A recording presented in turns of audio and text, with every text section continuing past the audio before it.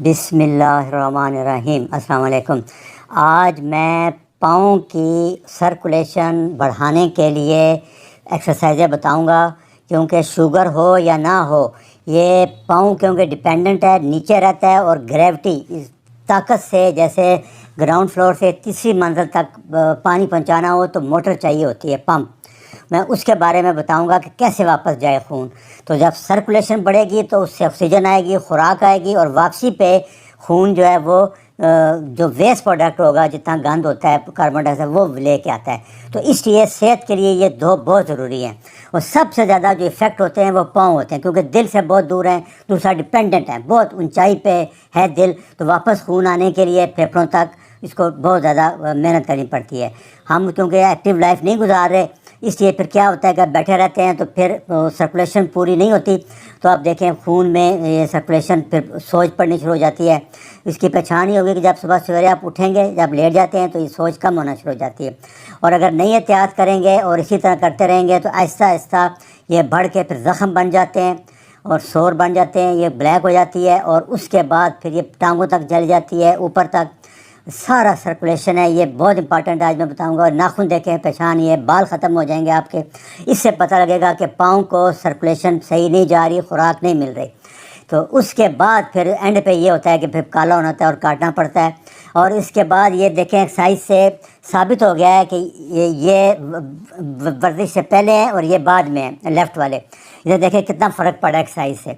तो ये इसलिए ये बहुत ज़रूरी है और ये तकरीबन सबको करनी चाहिए। जो लोग मोटे हैं, बैठे रहते हैं, एक्सरसाइज नहीं करते, चलते फिरते नहीं हैं, या शुगर है, उन सब के लिए सबसे ज़्यादा नुकसान पाँव का पहुंचता है।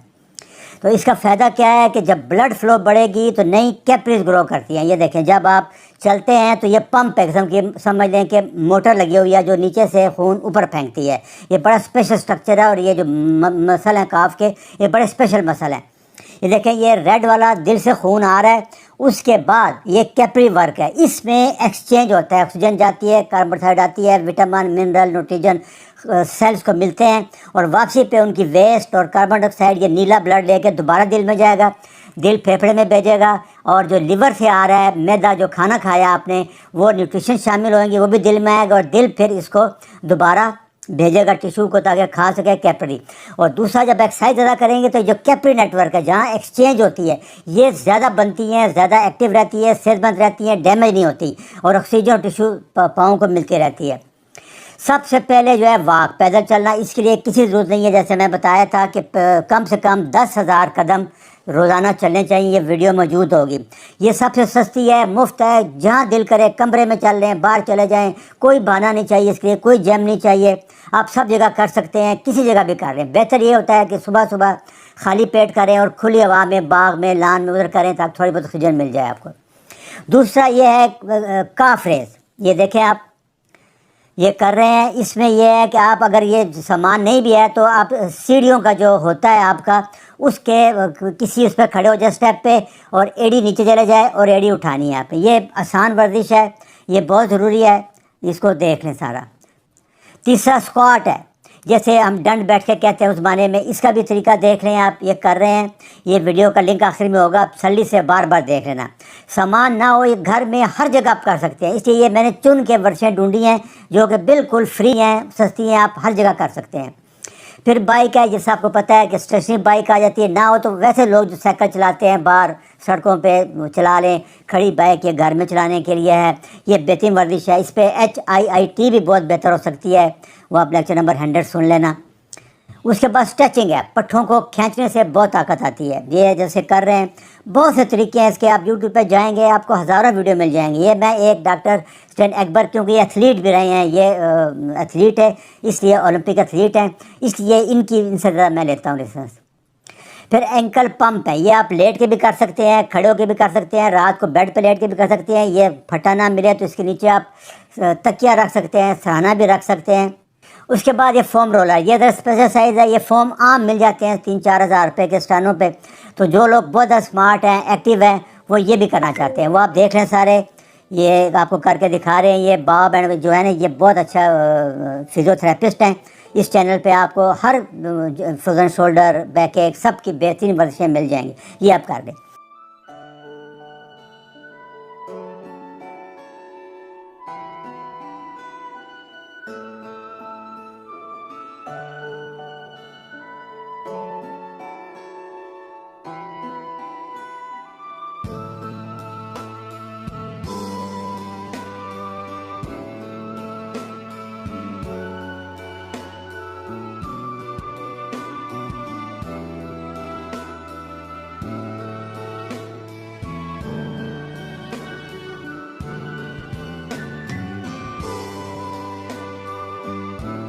उसके बाद हमारा पुराना तरीका है मसाज मालिश करना।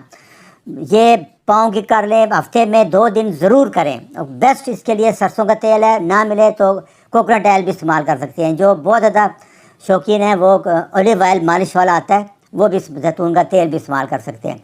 सब थोड़ा थोड़ा लगाना है। ज़्यादातर मालिश से सर्कुलेशन बढ़ जाती है और यही फ़ायदे जो मैं बता रहा हूँ ये होते हैं। उसके बाद सबसे आखिर में सबसे इम्पॉर्टेंट है ब्रीदिंग एक्सरसाइज, सांस लेने का तरीका।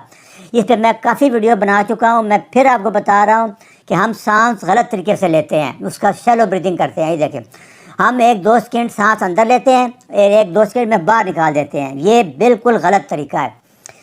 इसमें जब सांस हम लेते हैं तो ये सिंपैथेटिक सिस्टम स्टिमुलेट होता है। इसमें आपकी जो खून की रगें हैं कैपिलरी वो तंग होती हैं, और जब सांस बाहर निकालते हैं तो रगें खुलती हैं। वही जो डाइलेशन जो एक्सरसाइज फ़ायदा दे रही है आपको, वही फ़ायदा इससे होता है।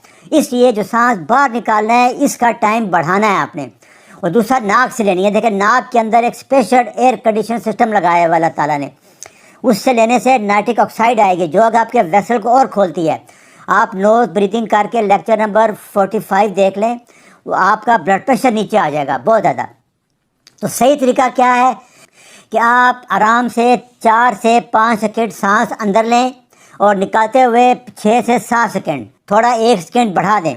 आप ये 5 मिनट करके देखें, ब्लड प्रेशर चेक करें, 10 से 25 मिलीग्राम कम हो जाएगा। दूसरा, सोने से पहले अगर करेंगे तो नींद बहुत बेहतर आएगी। इसको रूटीन बना लें, लाइफस्टाइल बना लें। याद रखें, बहुत सी बीमारियों से आप बच जाएंगे, क्योंकि पैरासिम्पथेटिक सिस्टम जब आप स्टिमुलेट करेंगे, जब सांस बाहर निकालता हुआ टाइम बढ़ाएंगे। दूसरा, long walk, potassium, magnesium, sodium, ये सारे मिल के बेहतरीन उसके आप पीपी लो करेंगे और फ़ायदा देंगे। फिर मैं बता दूं कि पैरासिम्पथेटिक सिस्टम सांस जब हम बाहर निकालते हैं ये 1-2 सेकेंड टाइम बढ़ा दें। तो 1 मिनट में अगर आप 5 सेकेंड और 6 सेकेंड करेंगे तो 5-6 दफ़ा सांस लेंगे। आप नोट करना, हम 1 मिनट में 15 से 20 दफ़ा सांस लेते हैं। इसको शैलो ब्रीदिंग कहते हैं। डीप ब्रीदिंग करनी है। सांस अंदर लें 4 से 5 सेकेंड, बाहर निकालें 6 से 7 सेकेंड। ये बेहतरीन तरीका है और भी बहुत फ़ायदे पहुंचेंगे। इसको आपको हाजमा बेहतर हो जाएगा। ये ऐसा करें, 5 मिनट रोज़ करें, फिर 10 मिनट करें, 15 मिनट करें। ऐसा जब भी आपको ख्याल आए आप इसी तरह शुरू हो जाएं। ये ऐसा आपकी रूटीन बन जाएगी और आदतों की तरह ये आदत भी छूट जाएगी। बड़ी वजह इसकी वही है मैं बता रहा हूँ, मोटापे से इंसुलिन रेजिस्टेंस से टाइप 2 डायबिटीज़ बनती है। और जो बैठे रहते हैं लोग, एक्सरसाइज नहीं करते, ये उनके लिए बहुत तकलीफ दे पाऊँ की सोच। बाद में ये ऐसा 10, 15, 20 साल बाद आपके लिए बहुत प्रॉब्लम बन जाती है। ये रेफरेंस है, सली से देख लें, इसमें सारा उन्होंने बताया हुआ। ये इनका रेफरेंस है।